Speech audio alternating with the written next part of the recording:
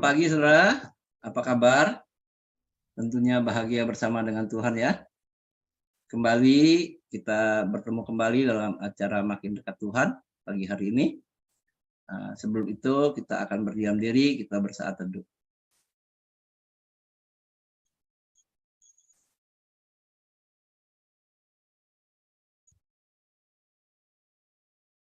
Tuhan Bapa kami dalam surga, kami bersyukur Tuhan untuk malam yang indah dan pagi yang baru ini. Kami bersyukur kami bisa bersama-sama dalam acara Makin Dekat Tuhan ini. Biarlah pujian dan firman Tuhan yang kami nikmati pagi hari ini menjadi bagian dari hidup kami, untuk kami bagaimana berjalan bersama dengan Tuhan. Terima kasih Tuhan, kami serahkan kami dalam nama Tuhan Yesus. Amin.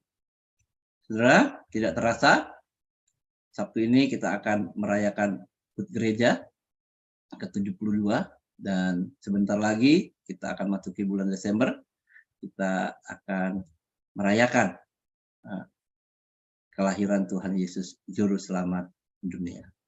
Saudara, kita akan memulai MDT pagi hari ini dengan tema Above All. Kita nyanyikan pujian ini untuk supaya kita lebih mengerti lagi bahwa Tuhan Yesus melebihi segalanya. Pujian Above All.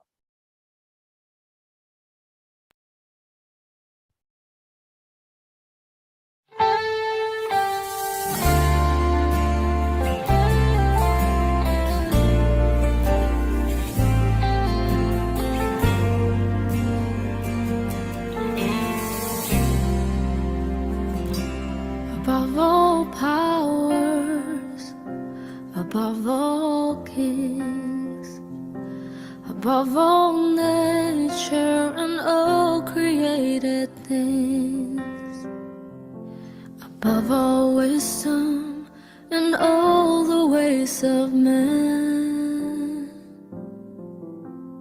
You were here before the world began. Above all kingdoms, above all thrones, above all wonders the world has ever known, above all wealth and treasures of the earth, there's no way to measure what you were. Crucified, laid behind the stone, you lived to die, rejected and loved like a rose, trampled on the ground. You took the fall and thought of me.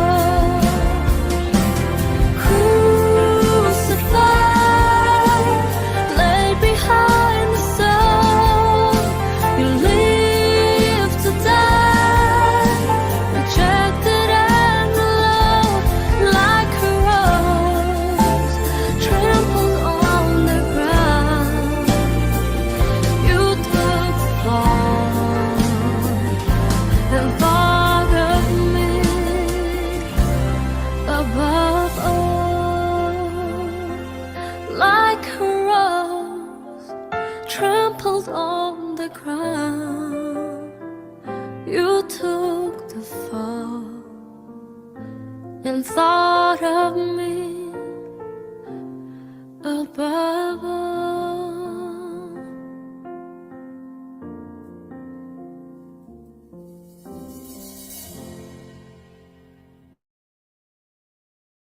Amin, saudara. Ya, pujian yang sangat indah, saudara ya, yang mengagungkan Tuhan Yesus yang melebihi segalanya. Saudara, ketika kita dalam hidup ini sering kita lupa gitu, saudara ya. Kita terlalu fokus pada keluarga. Kita terlalu fokus pada pekerjaan kita. Kita terlalu fokus pada pelayanan kita. Jadi kita sering lupa bahwa fokus kita adalah Tuhan Yesus, Juru Selamat dan Penebus kita. Amin, saudara. Jadi biarlah kita teralihkan oleh dunia ini. Kita terus melihat kepada Allah yang menyelamatkan, yaitu Tuhan Yesus. Saudara, saya akan share screen untuk tema kita pagi hari ini. Above all. Ini bicara tentang bahwa Tuhan Yesus melebihi segalanya. Amin ya saudara ya. Nah saudara, di dalam pujian tadi, yang melebihi segalanya itu pun ya, ditolak saudara. Ya. Sendiri pujian itu mengatakan. Ya. Rejected and alone. Saudara, bicara ditolak saudara ya. Yohanes 1 ayat 11 mengatakan apa saudara? Dalam kisah Natal di Injil Yohanes dikatakan ia datang. Siapa ia itu? Tuhan Yesus, saudara ya. Tuhan Yesus datang kepada milik kepunyaannya, tetapi orang-orang kepunyaannya itu tidak menerimanya. Ya. Orang-orang kepunyaannya itu menolaknya. Orang-orang kepunyaannya merejectnya, reject. Nah, saudara, ada pertanyaan, saudara. Ditolak itu menyakitkan. Betul nggak, saudara? Saudara pernah ditolak? Ya, kalau belum, ya saudara belum bisa merasakan. Tapi kalau sudah, saudara bisa merasakannya. Gimana rasanya ditolak, saudara? Nah, ya, kalau kita lihat, saudara, ya, ada berita di awal bulan November ini yang tragis, saudara ya, yang menyedihkan. Seorang bapak membunuh putrinya sendiri dan membacok istrinya. Ya, nah, akhirnya dia ditangkap, saudara. Ya, karena membunuh putri sendiri secara sadis dan membacok istrinya hingga sempat dalam kondisi kritis. Dikatakan, kata polisi, pelaku terancam 15 tahun penjara atas perbuatannya. Nah, lalu dijelaskan pula dalam berita itu, polisi mengungkap motif pelaku membunuh putrinya lantaran kesal. Sang istri minta cerai. Pelaku dan istri sempat cekcok hingga terjadi pembantaian di kediamannya di Pondok Jati Jajar, Depok. Ya, menyedihkan sekali, saudara ya. Nah, istrinya minta cerai. Jadi maksudnya apa? Suaminya ini ditolak, saudara ya, untuk jadi suami. Nah, di pagi hari itu dia dengan sadis, anaknya mau pergi sekolah, dia berantem sama istrinya, dia bunuh anaknya dan juga istrinya, tapi istrinya tidak meninggal, saudara, di dalam kondisi kritis. Inilah saudara, akibat dari penolakan, saudara. Nah, saudara tahu bagaimana rasanya ditolak itu? Saya punya pengalaman juga, saudara ya. Kalau gambar yang di atas, saudara ya, ada cowok yang ditolak.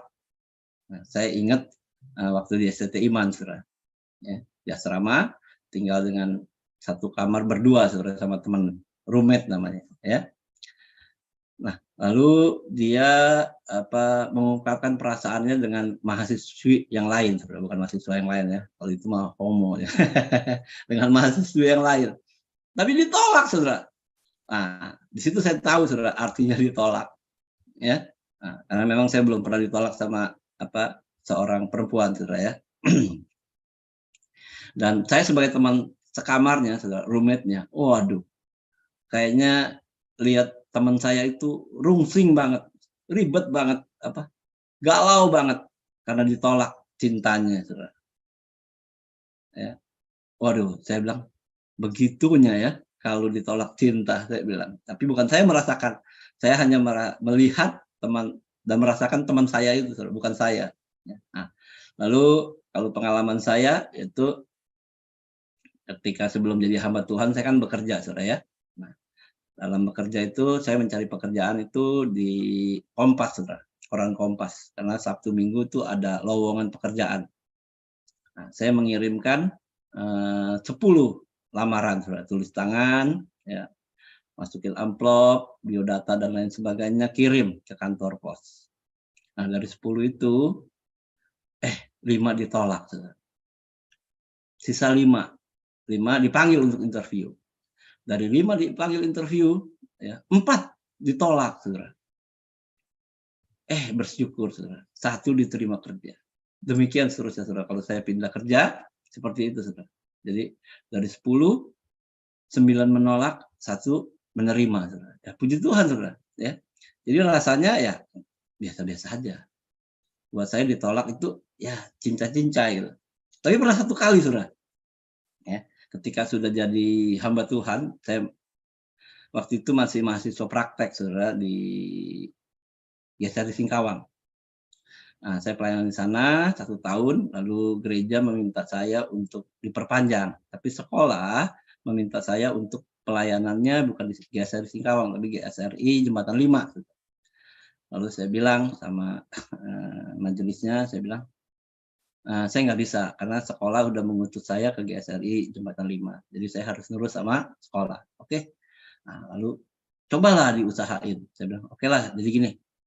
Ini nggak mungkin kalau untuk diusahain karena udah keputusan sekolah, ya, keputusan STT. Jadi akhirnya saya janji, saudara. Ya.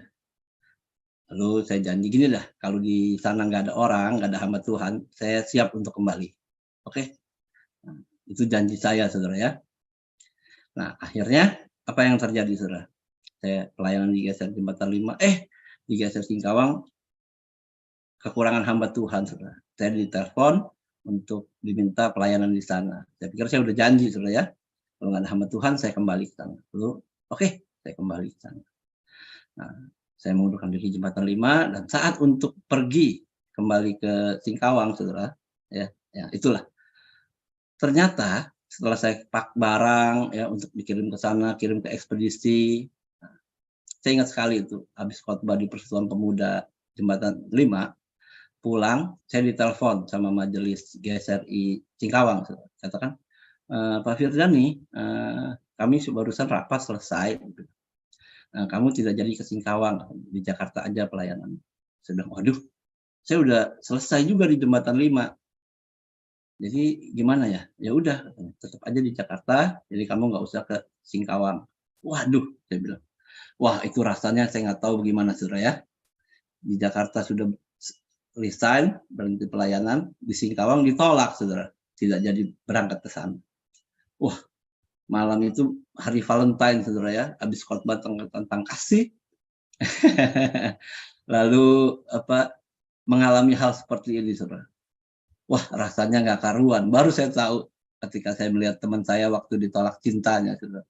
Ya, nggak karuan rasanya. Ya, itu udah lewat, saudara ya. Nah, kita bicara penolakan, saudara. Bukan saya dan teman saya aja ya yang mengalami penolakan itu, saudara ya. Nah, ada Adlai Stevenson, kalah dalam pemilihan presiden Amerika pada tahun 1952. Sudah lama sekali, saudara ya. Ia berkata bahwa ia merasa seperti orang dewasa yang jari kakinya baru saja tersandung. Nah, saudara tahu kalau kaki kita kesandung rasanya gimana? Saya pernah, saudara ya. Wah, rasanya juga nggak keruan, saudara ya. Nah, dia lanjutkan lagi, saudara. Rasanya terlalu sakit untuk tertawa, tetapi terlalu tua untuk menangis. Lalu saya kepikir lagi waktu itu, iya benar juga, saudara ya. Waktu saya ditolak itu rasanya terlalu sakit untuk tertawa, saudara. Tapi udah terlalu tua untuk menangis. Saya pikir, saya setuju nih dengan Pak Adlai Stevenson ini, saudara. Ya itulah rasanya ditolak. Nah, beberapa anak kecil merasa sakitnya ditolak ketika salah seorang temannya terpilih untuk menari di sekolah atau membacakan puisi, atau menyanyikan lagu, saudara. Sementara dirinya tidak. Ya, bagaimana rasanya? Nah, anak itu yang tahu rasanya, saudara ya. Nah, ada juga setelah beranjak dewasa, sebagian di antara mereka tidak terpilih menjadi anggota tim basket atau futsal di kampusnya. Gimana rasanya? Wah, juga ribet ya. Nah, sebagian lagi akan ditolak oleh gadis yang ingin diajaknya merit. Nah, banyak orang seperti ini ya. Dan yang lainnya mungkin menikah, tapi kemudian pasangannya pergi meninggalkannya demi orang lain. Ya, inilah saudara kisah-kisah orang yang ditolak itu saudara. Mereka mungkin bertanya-tanya, mengapa Tuhan membiarkan mereka ditolak?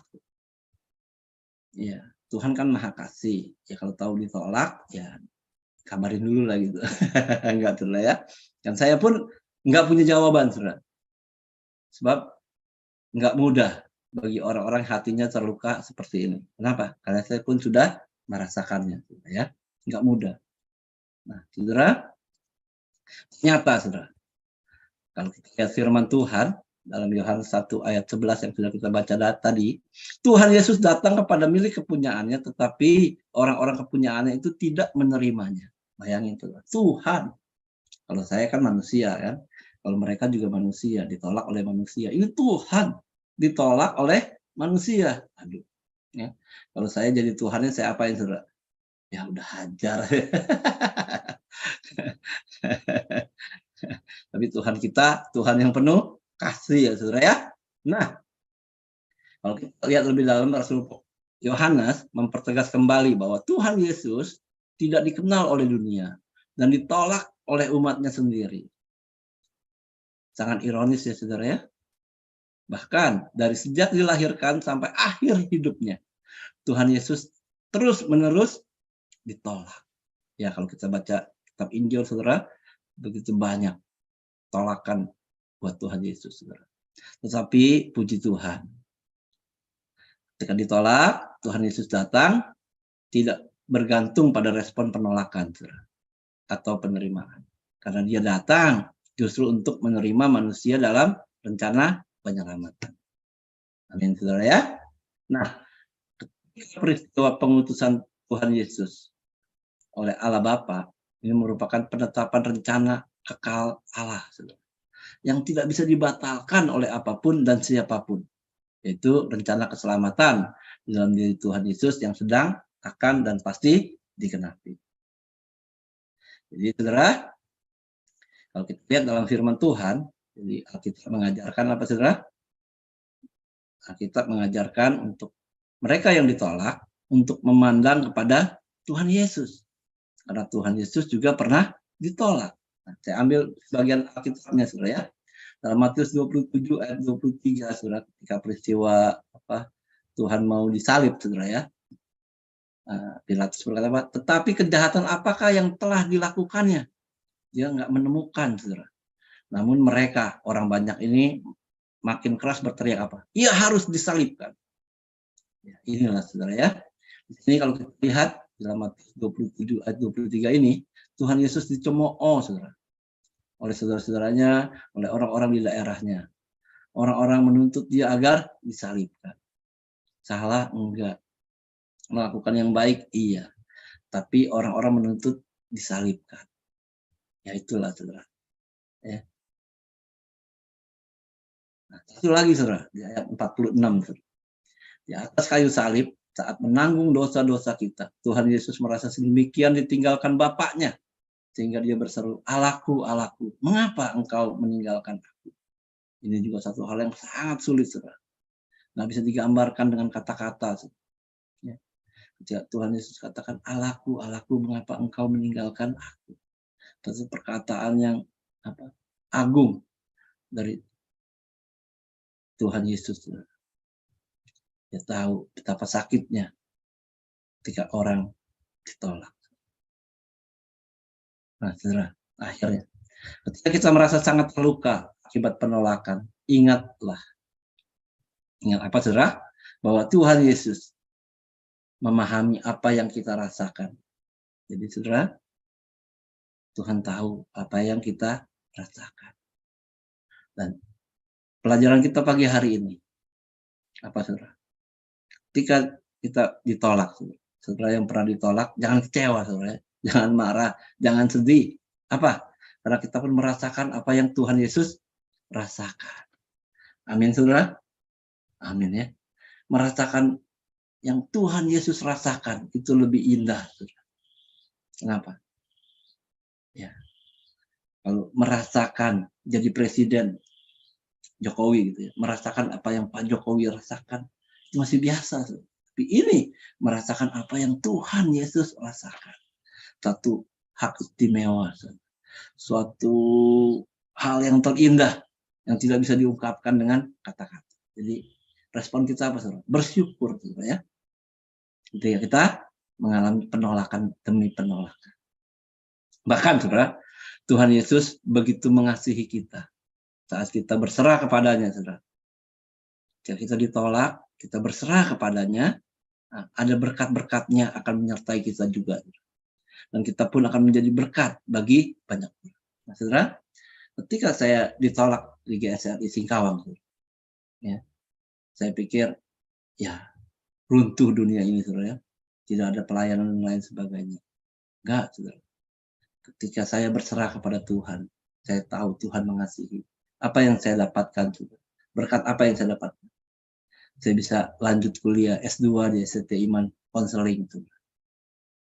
Ya, bersyukur saudara ya. Bukan hanya itu saudara. Saya juga dapat berkat apa saudara?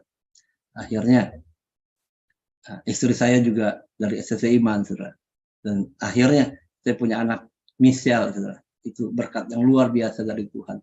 Ketika saya ditolak saudara ya. Dan itu saya mendapat berkat. Dan akhirnya saya juga menjadi berkat saudara. Ketika saya studi di SCT Iman, ambil S2, lalu mau bikin tesis, saya melayani di Breakthrough saudara. Panti tempat rehabilitasi narkoba di Sentul. Bersyukur saudara, ada belasan teman-teman klien di sana yang jatuh ke dalam jerat narkoba yang saya konseling saudara. Ya. Jadi berkat ditolak banyak saudara ya. Jadi ketika ditolak nggak usah khawatir ya. Nggak ada berkat-berkat yang akan menyertai kita. Yang penting kuncinya kita berserah kepada Tuhan. Seperti Tuhan Yesus di atas kayu salib. Dia berserah kepada Tuhan. Saudara, akhirnya kita pun menjadi berkat bagi banyak orang. Kenapa? Karena Tuhan Yesus melebihi segalanya. Above all. Biarlah pujian ini kita nyanyikan kembali untuk kita merespon firman Tuhan pagi hari ini. Above all.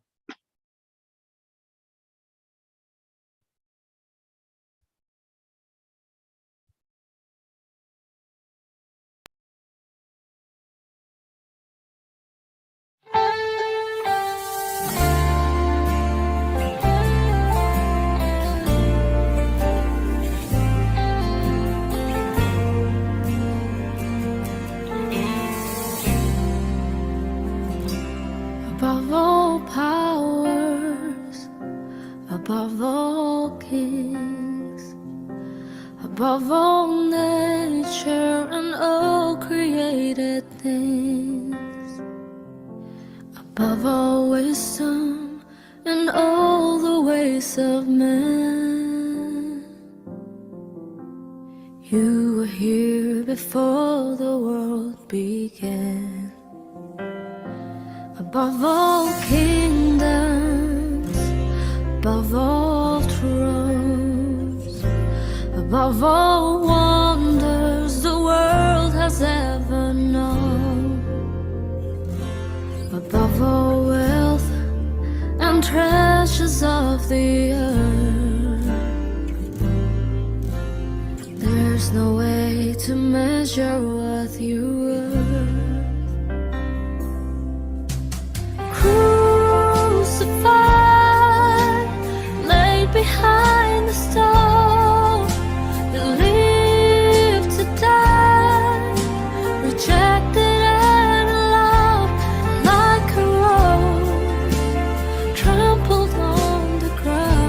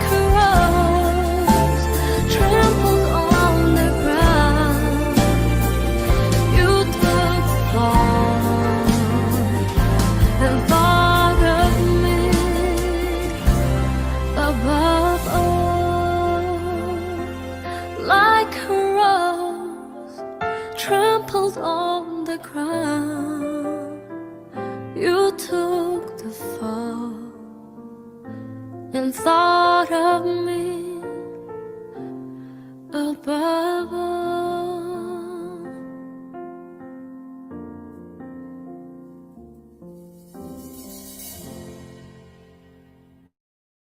Amin, saudara.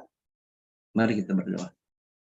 Tuhan Bapa kami dalam surga, kami bersyukur Tuhan untuk pujian yang indah yang mengingatkan kami bahwa Engkaulah melebihi segalanya. Biarlah Tuhan ketika kami lupa, kami terlalu fokus pada keluarga, pada pekerjaan, pada studi, pada pelayanan, atau pada apapun juga, kami harus kembali mengingat bahwa Engkaulah melebihi segalanya, above all. Bahkan ketika kami ditolak, kami bisa melihat kepada Engkau Tuhan, dan kami bisa bersuka cita di dalam Tuhan, karena kami bisa merasakan apa yang Tuhan rasakan. Terima kasih Tuhan. Bahkan kami bisa terus menjadi berkat bagi banyak orang. Terima kasih Tuhan. Kami juga bersyukur pagi hari ini untuk Bapak Aboy yang berulang tahun. Tuhan berkati pekerjaannya, keluarganya. Tuhan berkati kehidupan mereka untuk menjadi berkat buat orang-orang di dalamnya dan orang-orang yang membutuhkan. Terima kasih Tuhan. Kami juga serahkan setiap kami pribadi lepas pribadi. Pagi hari ini kami melakukan aktivitas kami. Biarlah apa yang kami lakukan jadi berkat bagi banyak orang dan nama Tuhan dipermuliakan. Terima kasih Tuhan. Dalam nama Tuhan Yesus kami berdoa. Amin.